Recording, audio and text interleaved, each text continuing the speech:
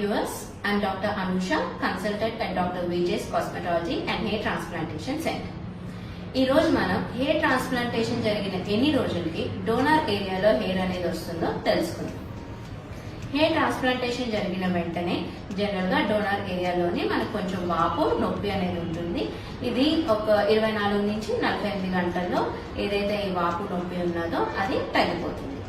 ఆ తర్వాత మీకు 8 నుంచి 15 రోజులకి ఎక్కడి నుంచి అయితే మనం గ్రాఫ్ట్స్ తీసామో అక్కడ మీకు చిన్న చిన్న బ్లాక్ గా స్కిన్ అనేది కనిపిస్తూ ఉంటుంది. దీన్ని మనం క్రెస్ట్ అంటాము.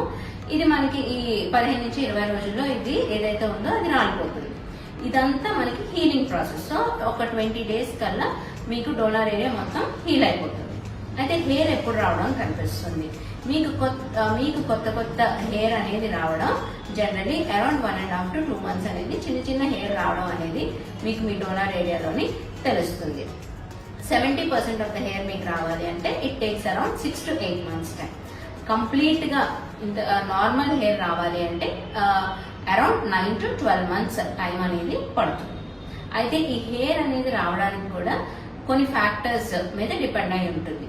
హెల్దీ హెయిర్ మనకి కావాలి, చక్కగా రావాలి, డెన్సిటీ బాగోవాలి, క్వాలిటీ ఆఫ్ ద హెయిర్ బాగోవాలి అని అంటే ఫస్ట్ ఆఫ్ ఆల్ మీ డాక్టర్ మీకు ఏ మెడికేషన్స్, ఏ సప్లిమెంట్స్ అయితే ప్రిస్క్రైబ్ చేశారో అవి మీరు క్రమం తప్పకుండా తీసుకోవాలి. నెక్స్ట్ మీరు ఫాలో అయ్యే diet, it should be a high protein diet. Protein అనేది మన హెయిర్ కి చాలా మంచిది. సో ప్రోటీన్ అనేది మీ ఫుడ్ లో ఎక్కువగా ఉండేటట్టు చూసుకోవాలి.